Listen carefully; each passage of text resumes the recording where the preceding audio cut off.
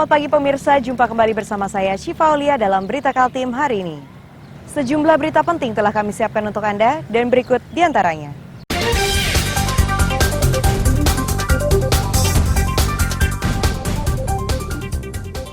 Kebakaran di Samarinda dan Balikpapan menghanguskan rumah dan 10 sepeda motor.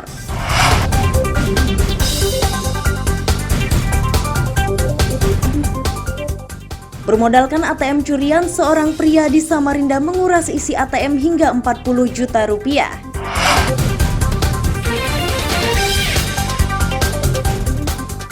Pendaftaran caleg pemilu 2024 berlangsung di berbagai daerah di Kaltim.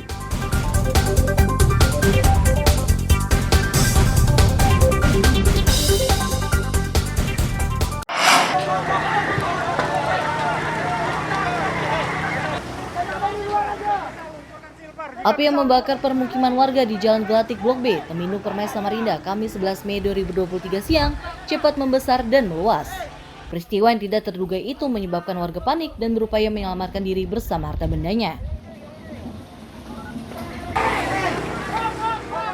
Petugas dan relawan pemadam kebakaran yang tiba di lokasi kejadian harus bekerja cepat agar kobaran tidak makin meluas. Petugas dan relawan ini dimudahkan oleh ketersediaan air karena lokasi kejadian dekat dengan parit yang cukup lebar. Warga menyatakan awalnya melihat rumah tetangganya mati listrik dan tak lama setelahnya muncul kobaran api.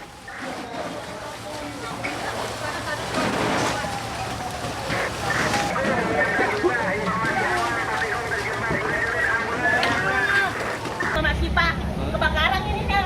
Ada kan kilometernya kan. Oh, kilometer. Lain bukannya. Diketik, mau diketik aku mati. Ibu lagi di situ. Bilang ke manakannya bapaknya, Bi, tolong Bi. Aku panggil saudaranya nih. Bapak tolong, api keluar. Langsung gede api, Bu ya? Langsung meledak semua. Dia kan memang anu jagung, apinya. Anu itu jagung. Itu kebanyakan rumah kayu, Bu ya? Ya, rumah kayu semua. Bangsalan 10. Jadi juga. Petugas pemadam kebakaran menyatakan 5 rumah menjadi korban dalam musibah ini. Cepatnya api meluas karena bangunan di kawasan ini rata-rata terbuat dari kayu dan mudah terbakar.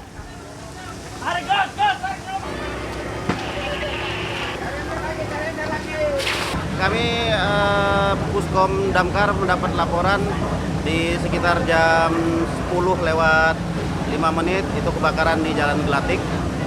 Di dalam rumah kayu semua rata-rata yang terbakar 6 rumah tunggal, 2 rumah bangsalan dengan 9 pintu. Informasi awalnya api dari mana? Informasi awal masih dalam penyelidikan, cuman tadi ada informasi dari masyarakat itu dari Korsel Listrik. Kesulitan sendiri Pak, tim damkar Pak?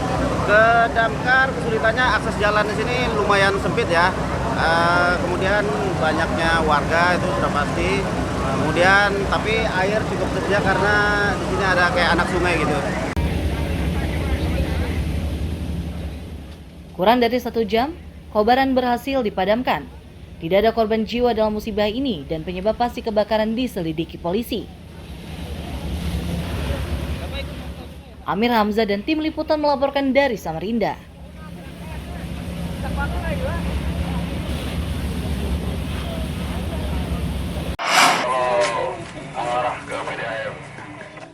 Api yang membakar permukiman di Jalan Milono, Landasan Ulu Balikpapan kota ini terjadi Kamis 11 Mei 2023 dini hari. Api cepat meluas karena rumah yang terbakar rata-rata terbuat dari bahan kayu.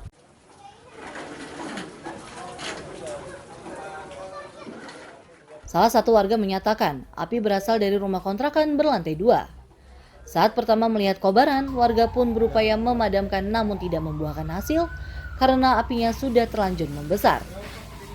Agar kobaran ini tidak meluas, warga meminta bantuan kepada petugas pemadam kebakaran.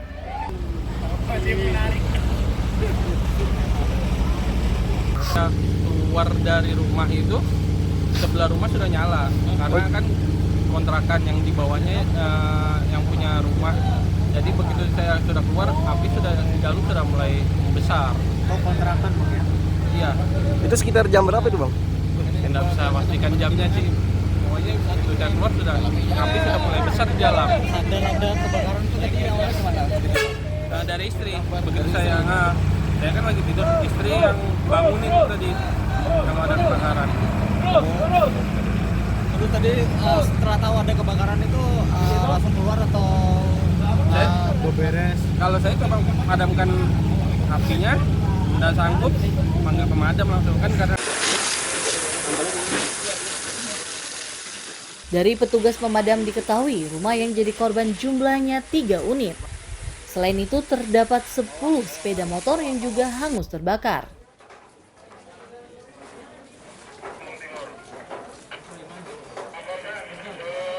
Kebakaran di Jalan Milono RT 44. Untuk yang terbakar ini berapa unit rumah ini? 3 unit rumah mengalami rusak berat, 4 kakak, 11 jiwa. 10 unit kendaraan roda 2 terbakar. Ini data sementara. Oke, ini rumah yang terbakar ini kos-kosan atau gimana ini? Informasinya sih kos-kosan. Informasinya? Sementara. Informasinya kos-kosan ya, kontrakan ya.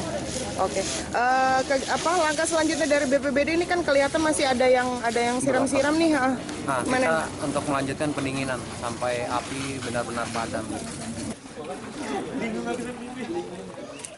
Tidak ada korban jiwa dalam musibah ini dan penyebab pasti kebakaran belum diketahui. Amir Hamzah dan Rian Mantini melaporkan dari Balikpapan.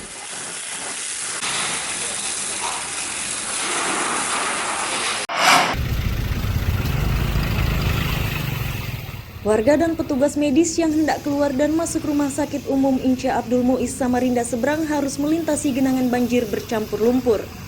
Kondisi tersebut menyebabkan aktivitas mereka jadi terhambat.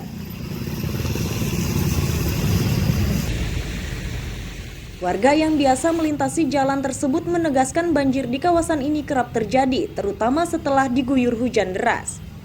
Warga meyakini banjir ini disebabkan saluran pembuangan yang tidak mampu menampung luapan air hujan. Agar banjir berkurang, pemerintah Kota Samarinda harus membangun polder penampungan air di sekitar rumah sakit tersebut.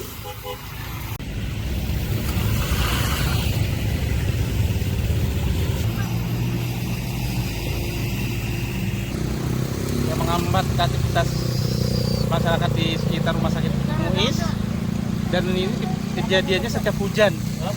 Dan kalau dilihat nih gorong-gorong terutama agak dangkal, harus dipindah dikeruki dulu. Gorong-gorong banyak yang terbuntu di ujung sana itu buntu itu. Jadi banjirnya larinya kemana-mana. Dan satu harus ada polder, sediakan polder antara perumahan sama di belakang rumah sakit ini ada polder tambahan. Kalau nggak ada, setiap hujan deras bisa tenggelam sebatas lutut. Banjir juga menyebabkan arus lalu lintas di kawasan Jalan Rifadin Samarinda Seberang terhambat. Para pengendara harus mengurangi kecepatan karena luapan air cukup dalam dengan arus cukup deras. Amir Hamzah dan tim liputan melaporkan dari Samarinda.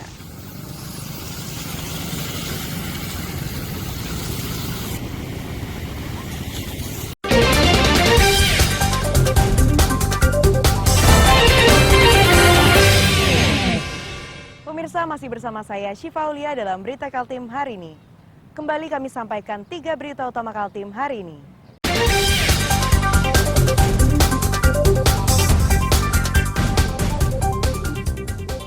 Kebakaran di Samarinda dan Balikpapan menghanguskan rumah dan 10 sepeda motor.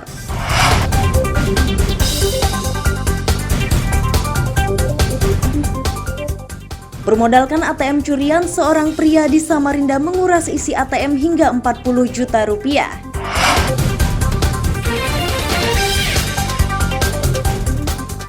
Pendaftaran caleg pemilu 2024 berlangsung di berbagai daerah di Kaltim.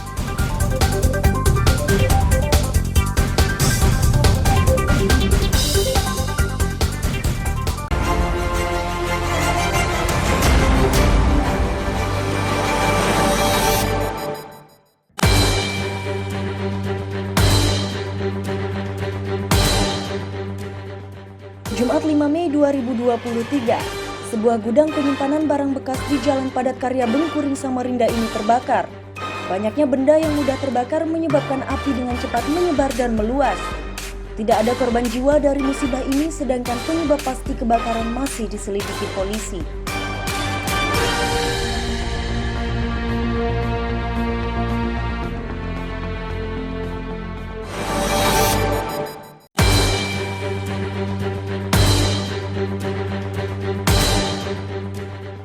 Jumat 5 Mei 2023. Seorang juru parkir atau jukir di sebuah rumah makan di Gunung Malang, Balikpapan ditangkap polisi karena melukai seorang pria yang juga berprofesi sebagai juru parkir. Kejadian ini dipicu persoalan uang Rp100.000.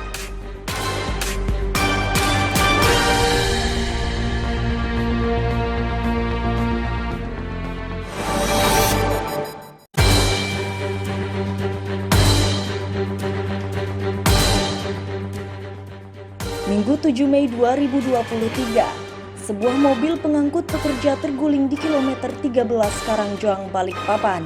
Dalam kecelakaan tersebut, 19 orang terluka dan seorang lainnya meninggal. Para korban ini merupakan pekerja di ibu kota negara.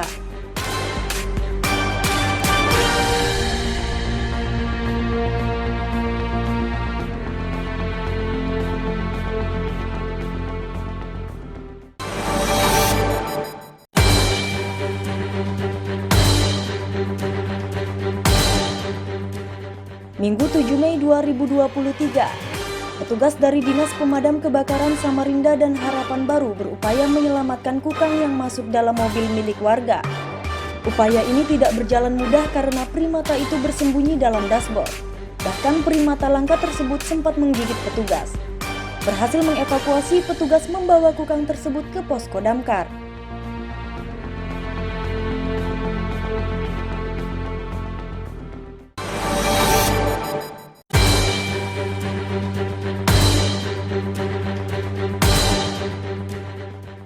Senin 8 Mei 2023, petugas medis di Balikpapan menggelar demo di halaman kantor Wali Kota Balikpapan. Ini merupakan dampak dari rancangan Undang-Undang Kesehatan Omnibus Law. Para tenaga medis dan kesehatan menolak rancangan undang-undang tersebut karena akan berdampak terhadap layanan medis.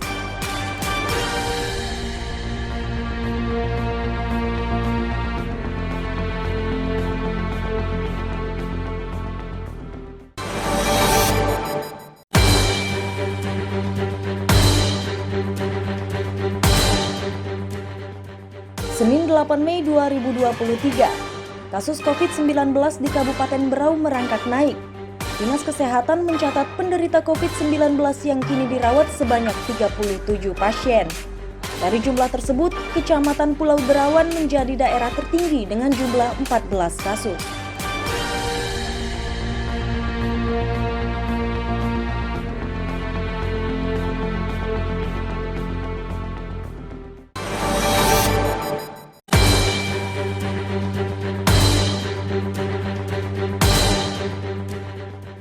Selasa 9 Mei 2023, polisi di Kutai Timur menyita mobil pribadi jenis SUV yang digunakan untuk menimbun BBM jenis Pertalite. Bersama barang bukti, polisi juga menangkap pemiliknya.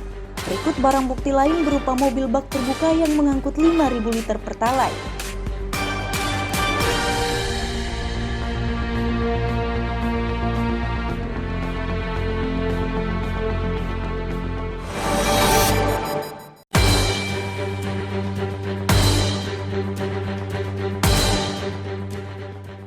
Selasa 9 Mei 2023, dua pencuri sepeda motor ini diringkus polisi di Balikpapan Utara.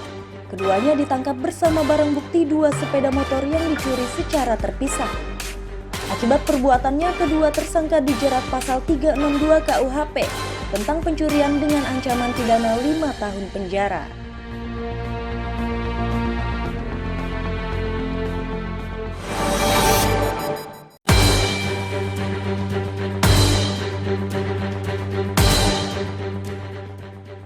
Rabu 10 Mei 2023, polisi di Samarinda menangkap 1 dari 2 penimbun BBM secara ilegal. Pelaku yang beralamat di Karangasem Ilur, Samarinda ini diburu polisi setelah mobilnya meledak hingga melukai sejumlah orang. Modus tersangka menimbun adalah dengan membeli BBM di sejumlah SPBU. Saat ini polisi masih memburu satu pelaku lainnya.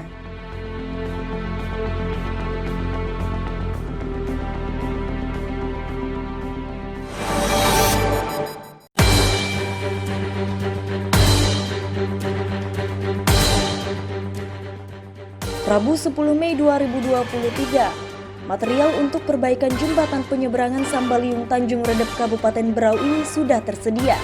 Selama perbaikan, arus lalu lintas di jembatan tersebut ditutup total dan dialihkan ke jalur lainnya. Pengendara sepeda motor disiapkan perahu penyeberangan, sedangkan pengendara mobil harus berputar arah melalui Limunjan menuju Singkuang.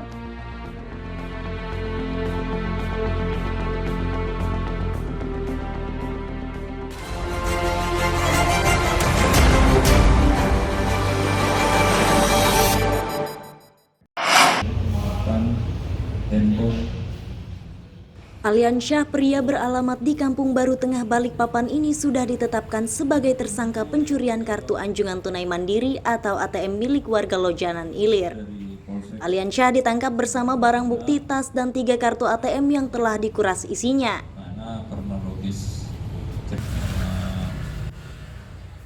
Kapolresta Samarinda Kombes Pol Ari Fadli menyatakan pencurian ATM dilakukan Aliansyah dari dalam mobil milik korban yang diparkir di tepi jalan. Usai mencuri, Aliansyah menuju ke ATM dan menguras isinya melalui tanggal lahir pemilik ATM.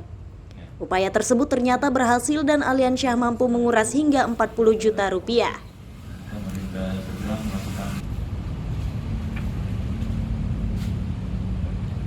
Kenapa kok bisa mengambil uang di ATM yang jelas ada password atau ada PIN-nya, padahal itu bukan milik dia. Nah, ini juga menjadi pembelajaran buat kita. Ternyata yang bersangkutan mencoba atau melihat, karena di situ ada KTP, ada ini, melihat dari tanggal lahir, mencoba, ternyata bisa. Akhirnya dikuras lah ATM yang ada isinya. Ternyata passwordnya atau PIN-nya itu tanggal lahir. Ya, hanya hati-hati.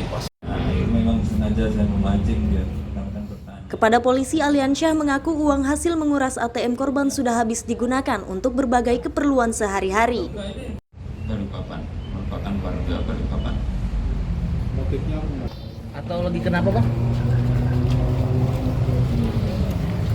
Pak, mobilnya diikutin atau gimana, Pak? saya tiba-tiba mau belanja ya. Ya? Mau belanja. Oh, mau belanja. Memang pada saat itu ngelihat mobil itu langsung tiba-tiba kepikiran tasnya mau diambil begitu, Bang? Langsung ngeliat aja. Langsung pengen ngambil aja. Selain ATM apa aja, Mas, di situ, Mas? Bisa aja. Nah, uang 40 juta itu dibelanjakan bikin apa aja, Bang? Itu ada itu. Belanja buat kebutuhan rumah. Belanja buat anak, buat istri gitu juga.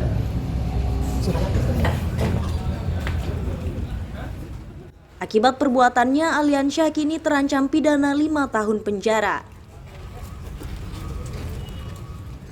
Amir Hamzah dan Nina Erlina melaporkan dari Samarinda.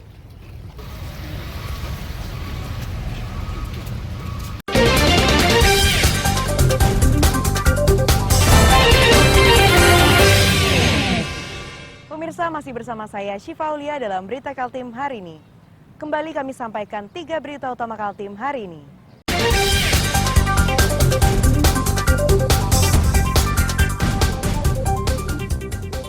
Kebakaran di Samarinda dan Balikpapan menghanguskan rumah dan 10 sepeda motor.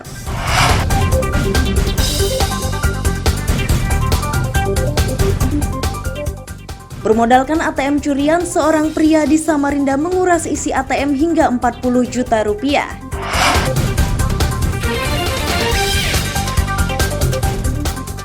Pendaftaran caleg pemilu 2024 berlangsung di berbagai daerah di Kaltim.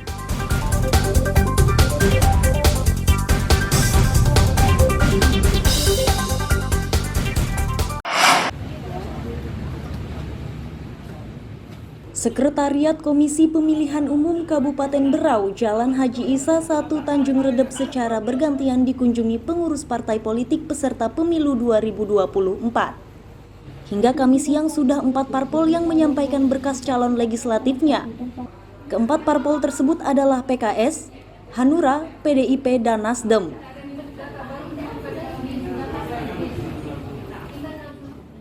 Ketua KPU Berau Budi Haryanto menyatakan berkas caleg dari keempat parpol tersebut sudah lengkap. Saat ini KPU masih menunggu 14 parpol lain yang belum menyerahkan berkas pendaftaran calegnya. 2024 sebagaimana terlampir. Selanjutnya akan melakukan verifikasi administrasi. Masih terkait dengan waktu yang semakin mepet dari sekarang ada 4 hari lagi. Sementara yang sudah mengajukan ini baru 4 parpol. Jadi masih ada 14 parpol lagi akan 4 hari. Kita hanya berharap parpol tidak hadir bersama di hari terakhir. Kita segera mereka bisa mengajukan di hari terakhir. Nah, kalau untuk catatan parpol hari ini Pak yang mendaftar, apakah ada catatan khusus Pak? Catatan khusus tidak sih, hanya terkait dengan tempat, terkait dengan rekam, kemudian tidak memungkinkan kita terlalu banyak. Jadi parpol-parpol yang akan mendaftar agar tidak terlalu membawa masa terlalu banyak. Siap. Untuk dari PDI sama Nasdem sendiri semuanya 30 Pak ya? Memenuhi syarat 100% semua ya Pak ya? dari parpol baik PDI maupun Nasdem semua perwakilan di calon di tiap dapil 100%. Kemudian perwakilan perempuan juga memenuhi 30%. Kami hanya bisa menampung di Sesuai jadwal, pendaftaran caleg dari masing-masing parpol ini dimulai 1 Mei dan berakhir 14 Mei 2023. Parpol yang terlambat mendaftar maka berkasnya tidak akan diterima. Amir Hamzah dan Miko Gusti melaporkan dari Kabupaten Berau.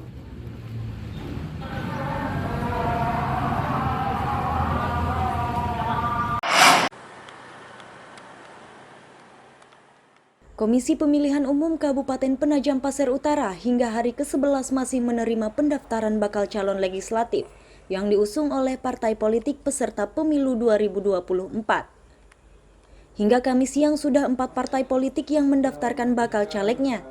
Keempat parpol tersebut adalah PKS, Perindo, PDI Perjuangan, dan Nasdem.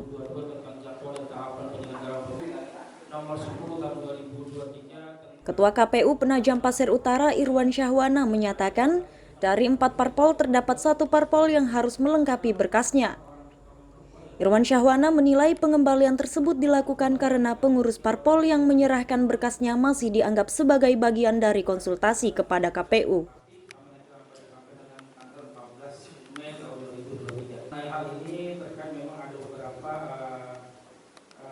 Jadi memang dari semenjak kita buka pendaftaran ya, pengajuan pendaftaran bakal calon anggota DPRD Kabupaten PPU dari tanggal 1 sampai dengan tanggal 14, memang hari ini baru 4 partai politik ya.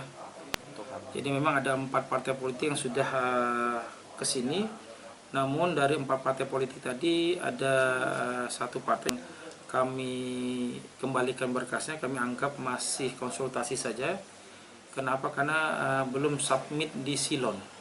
Seperti itu. Jadi memang kami tidak bisa print berita acaranya, otomatis tadi kami anggap aja hanya konsultasi ke helpdesk silon saja. KPU Penajam Pasir Utara meminta pengurus parpol segera menyerahkan berkasnya sebelum pendaftaran ini berakhir 14 Mei 2023. Amir Hamzah dan tim liputan melaporkan dari Penajam Pasir Utara.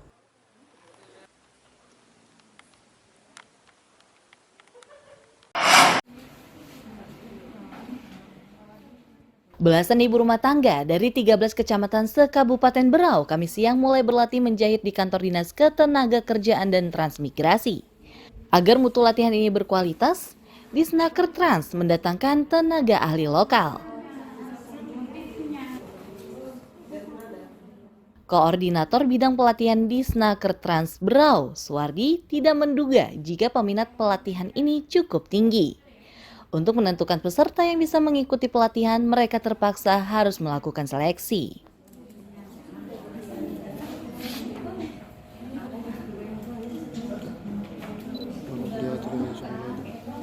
Antusiasme masyarakat pencari kerja ini yang manjat ini cukup tinggi. Jadi ini kegiatan ini dilakukan dalam rangka memberikan pelatihan kepada pencari kerja biar dia mempunyai skill sehingga bisa bersaing dalam dunia usaha. Oke, ini yang melakukan pelatihan hari ini apakah dipilih dari Disnaker Veteran sendiri atau mereka yang mendaftarkan diri, Pak? Ini biasanya kami memakai sistem testing ya. Testing. Jadi ada waktu pendaftarannya. Nah, dari sekian 100 orang yang mendaftar nanti kita seleksi tertulis. Kemudian dari beberapa yang lulus dari seleksi tertulis kami berikan lagi seleksi wawancara. Tingginya minat karena peserta yakin pasca pelatihan mereka bisa memanfaatkan keahliannya untuk aktivitas sehari-hari, mulai memperbaiki pakaian sendiri hingga membuka usaha.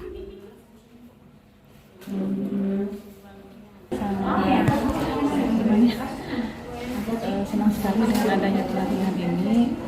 Saya memang sudah ada dasar sedikit, tapi untuk mengukur belum bisa, mengoperasikan mesin sudah bisa. Nah, nantinya dari hasil pelatihan ini apa yang bakalan dilakukan ke depan, Bu? Insya Allah mau buka permak. Oh, mau buka permak. Pelatihan menjahit ini digelar 30 hari. Dalam jangka waktu tersebut, peserta akan diberi pelatihan mulai dari dasar hingga mahir. Amir Hamzah dan Miko Gusti melaporkan dari Kabupaten Berau.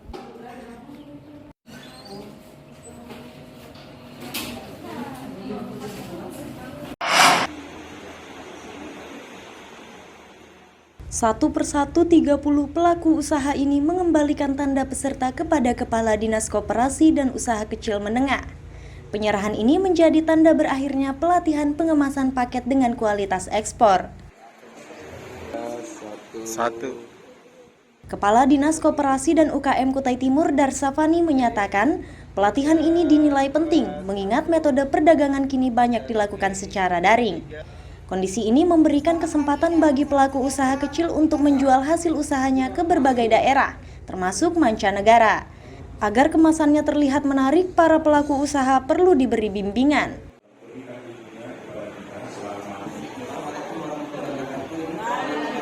Nanti kami memberikan pelatihan itu memang rata-rata standarisasi kemasan ekspor sudah ke depan nanti. Jadi tidak usah repot lagi, mereka bisa mengolah sendiri, sudah membuat sendiri. Cuman tinggal mereka membeli bahan-bahannya, produknya yang mana yang mereka kalau mau berkualitas kan tergantung bahan-bahannya ya kan. Ada bahan nomor 1, nomor 2, nomor 3 yang dikatakan bahan kualitas yang ekspor, yang KW, yang sebagainya itu kan ada semua. Tinggal mereka pilih nanti berdepannya. Tujuan lain dari pelatihan tersebut adalah agar produk asli Kutai Timur dikenal secara luas sekaligus untuk meningkatkan ekonomi warga. Amir Hamzah dan tim liputan melaporkan dari Kutai Timur.